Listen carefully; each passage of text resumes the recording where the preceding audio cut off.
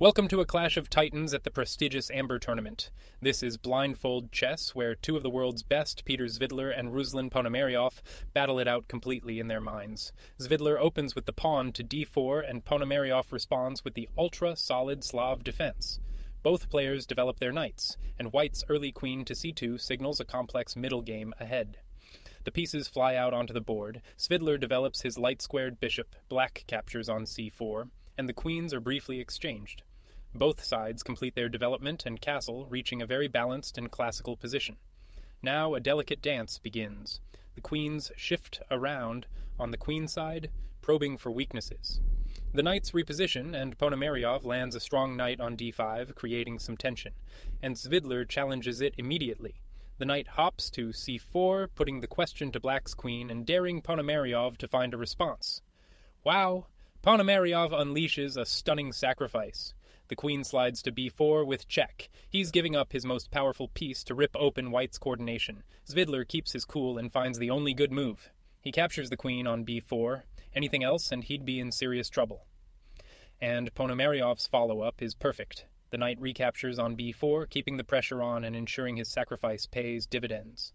After the fireworks, the dust settles. Svidler castles his king to safety, and Black immediately strikes at the center with his c-pawn. The game is on a knife's edge, and here Black makes a small slip. He captures on d4, but this gives the initiative back to White. The stronger path was to keep the tension. The rook slides to c8, piling on the pressure. After pawn to a3, the knight returns to d5. The bishop lands on e5, and pawn to f6 solidifies the position. But in the game, Ponomariov captures on d4, and this allows Svidler to strike back with force. A brilliant counterpunch. Svidler sacrifices his own knight, taking the pawn on d4. This fantastic move blasts open the center and guarantees he wins a pawn. The sequence is forced. Black's bishop takes the knight on d4, and White's pawn recaptures, leaving Svidler with a clear, small advantage. Now Svidler begins to squeeze. He improves his piece placement, controls the open c-file, and slowly builds the pressure, making it harder and harder for Black to find good moves. The pressure mounts. Svidler solidifies his queen side, repositions his bishop, and then starts a dangerous pawn storm on the king side with g4, aiming to attack the king. Black's rook moves to d8, a passive choice that allows White to keep building. The better idea was to challenge White's expansion immediately with a pawn push to g5, and Svidler misses the most clinical win, playing pawn to a4. This is a good move, but the crushing knight to a5 would have put Black under immense, probably decisive, pressure. Ponomariov finds a fantastic defensive shot. The bishop swings out to a6, the only move that keeps him in the game. And here's the point. If White's knight jumps to e3, the rook defends from d6. Then, after pawn to g5, Black's knight simply takes the knight on e3, winning a piece. Both players take a moment to regroup. White's knight finds a strong post on e5, and the bishops reposition for the next phase of the fight. Black's rook moves to e8, but this is another inaccuracy, giving White a new target. A better defensive setup was available. The knight could have gone to b6. After pawn to a5, the knight returns to d5. The rook comes to e1, and the knight tucks away to e8, holding everything together. Back in the actual game, the rook steps to e8, and now Svidler launches a powerful queenside pawn storm. The white pawns march forward, pawn to b4, then to b5, cramping Black's position and restricting his pieces. Svidler is taking complete control of the board, and here, a decisive mistake. Black pushes his pawn to e6, creating fatal weaknesses around his king. A much tougher defense was needed. He could have brought the rook to d8. After bishop to g5, the king steps to f8.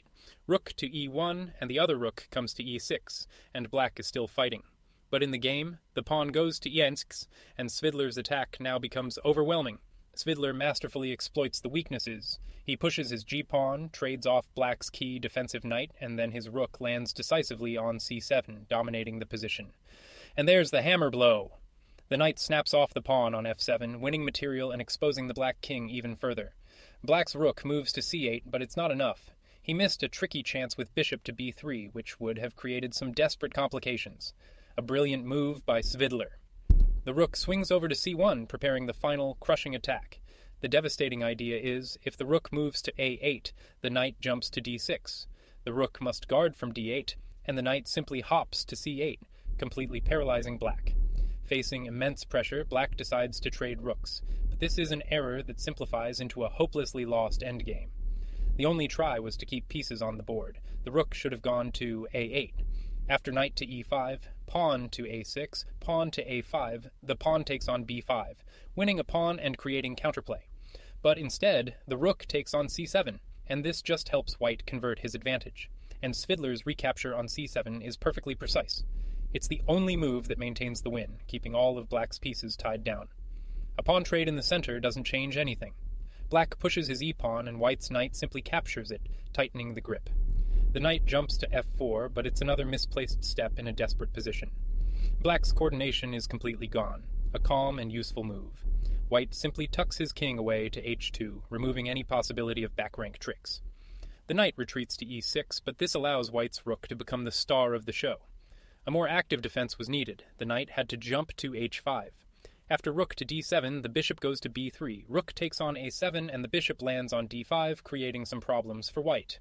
Instead, we see the knight go to e6, and now Svidler's pieces are ready to deliver the final blows. The rook crashes through, taking the pawn on a7. White is now up 2 pawns, and the position is completely winning. The rook slides to a8, but it's far too passive. There's simply no way for black to untangle his pieces. Svidler's rooks are absolute monsters. They dance between d7 and e7, completely dominating black's position and leaving him with no moves. And that's the final mistake. The rook moves back to a8, allowing a simple tactic that ends the game on the spot. The last chance for resistance was a different move. The knight had to go to f4. After knight to d7, the knight returns to h5. Knight takes the pawn on b6, and the bishop comes to e6, continuing the fight. But in the game, the rook moves to a8, and Svidler pounces. The knight leaps to g4. A beautiful final move that sets up a host of unstoppable threats, including a fork of the king and rook. It's all over, and with that, Ruslan Ponomariov resigns. White wins. He's down a piece with no counterplay, and Svidler's attack is decisive. Here's the crushing sequence he saw coming. If the rook moves to f8, the knight gives check on f6. The rook is forced to take the knight, the pawn recaptures, and the knight simply jumps to d8, and black's position completely collapses.